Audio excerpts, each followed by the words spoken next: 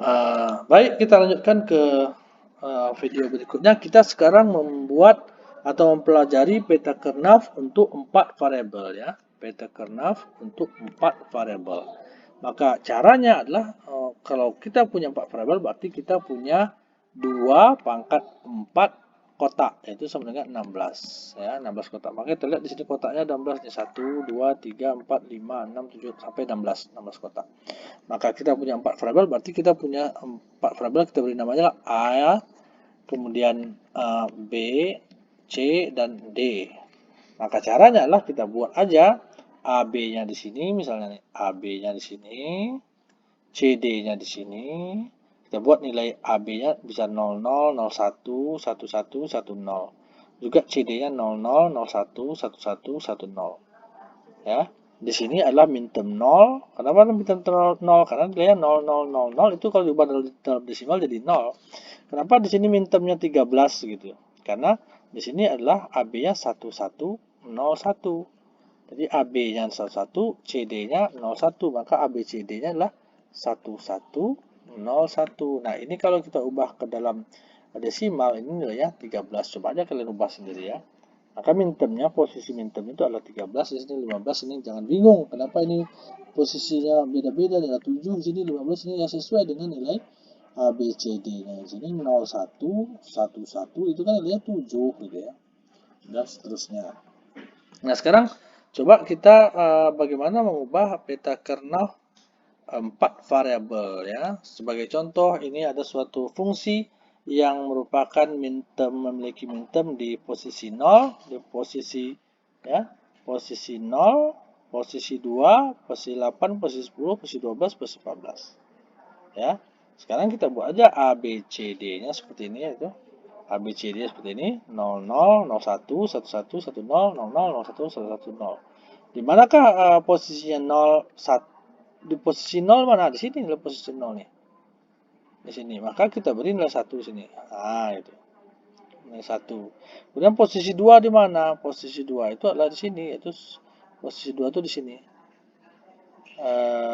Kita lihat aja di sini ya. Lihat aja di sini. Posisi 2 itu yang mana? Posisi 2 itu di sini ini posisi 2 nih. Ini posisi 2. Nah, maka kita buat lagi di sini ya, posisi 2-nya. Itu di sini 1 di sini gitu kan. 1. Kemudian di posisi 8. Posisi 8 itu di mana? Kalau kita lihat di sini posisi 8 itu di sini, di sudut sini. Sudut sini 8. Maka kita buat juga angka satunya di posisi 8 di sudut sini.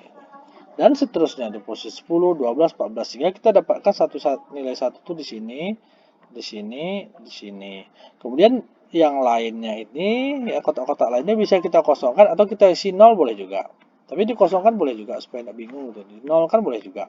Dikosongkan boleh juga. Nah, sekarang bagaimana cara kita menyederhanakannya? Cara penyederhananya selalu adalah kita membuat angka 1 itu dilingkari yang dengan yang berdekatan dengannya ya. Yang berdekatan dengannya. Nah, kita lihat bahwa yang berdekatan adalah ini 11 dengan 11 ini berdekatan. Karena ini peta kernaf ini seperti kalau kita lipat ya, kalau kita lipat dia, maka kita lipat dalam bentuk sumbu ini gitu, kita lipat maka 11 dan 11 ini akan berdekatan. Maka ini bisa kita gulung dalam satu yang sama nih. 11 di sini gitu. Nah, kemudian juga 11 di sini itu juga bisa kita gulung dalam posisi yang berdekatan, yaitu kita bisa gulung dalam posisi misalnya dia bisa kita gulung dalam posisi yang 4 juga yang sama gitu ya. 4 yang sama yaitu di posisinya adalah posisi 4 yang sama itu adalah untuk yang di sini nih gini bergabung dia 4 dengan sebelahnya. Jadi kalau kita lipat dia seperti ini, peta kernaf itu kita lipat dengan sumbu di sini, maka 11 dan 11 di sini berdekatan, maka kita bisa lipatnya 11 di sini berdekatan. Nah, jadi ini gulungannya yang hijau, yang biru maksudnya, dan ada juga gulungan yang merah ini. Jadi kita punya dua gulungan. Nah, dua gulungan ini bisa kita sederhanakan. Berapakah nilainya di sini? Untuk gulungan yang merah ini, yang merah nih ya. Yang merah ini, yang merah ini berapakah nilainya? Maka kita lihat mana yang berubah nilainya. Kita lihat AB-nya, A-nya berubah tidak nilainya dari 1 ke 1. Tidak berubah nilainya.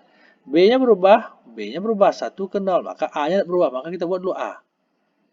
Karena A itu nilainya 1 kan. Kemudian untuk yang di sini, kita lihat di sini. Dari untuk yang sini ini kan 1, 1. Yaitu di sini dari 0, 0 ke 1, 0. Mana yang berubah? C-nya berubah dari 0 menjadi 1, sementara D-nya tidak berubah 0, 0. Makanya D-nya tidak berubah. Maka kita buat D, A, D. Kenapa? Ini karena D-nya 0, 0, maka jadi D0. Nah, maka representasi dari gulungan atau kotak yang merah ini bersama-sama, itulah A, D0. Kemudian sekarang kita cari nilai gulungan untuk ya, untuk yang 4 buah ini, kotak apa ini? Di sini nih yang warna biru ini. Ya. Ya. Maka kita bisa cari yang mana yang tidak berubah. Dari sini ini kan dengan ini gitu. A-nya 0, AB-nya 0, 0, di sini 1, 0. Jelas berubah, nilai A-nya berubah dari 0 menjadi 1. Maka A tidak pakai. Sementara nilai B-nya berubah. Tidak berubah, yaitu dari 0 menjadi 0. Tidak berubah, maka kita bisa ketahui B-nya kita pakai, yaitu kalau B-nya itu nilainya 0, maka kita beri B0. Kemudian lihat dari sini ke sini. Dari sini ke sini. Dari satu yang ini dengan ini. Itu mana yang berubah? Ya. Atau dari sini ke sini. Dari sini ke sini mana yang berubah? Yaitu dari CD-nya berubah enggak? C-nya dari titik sini ke sini, yaitu C nilai 0. Kemudian di sini berubah dari nilai 1. Berarti C tidak kita pakai karena berubah. Sementara D itu 0 di sini. 0 di sini tidak berubah. Maka dia tidak berubah, yaitu D. Tapi lihat, D itu nilainya 0, maka menjadi D0. Nah, maka kita bisa dapatkan persamaannya bahwa F sama dengan ini A D0, A D0, or yang ini B0 D0, B0 D0 gitu. Sehingga sama ini sudah saya buatkan di sini kan sama dia.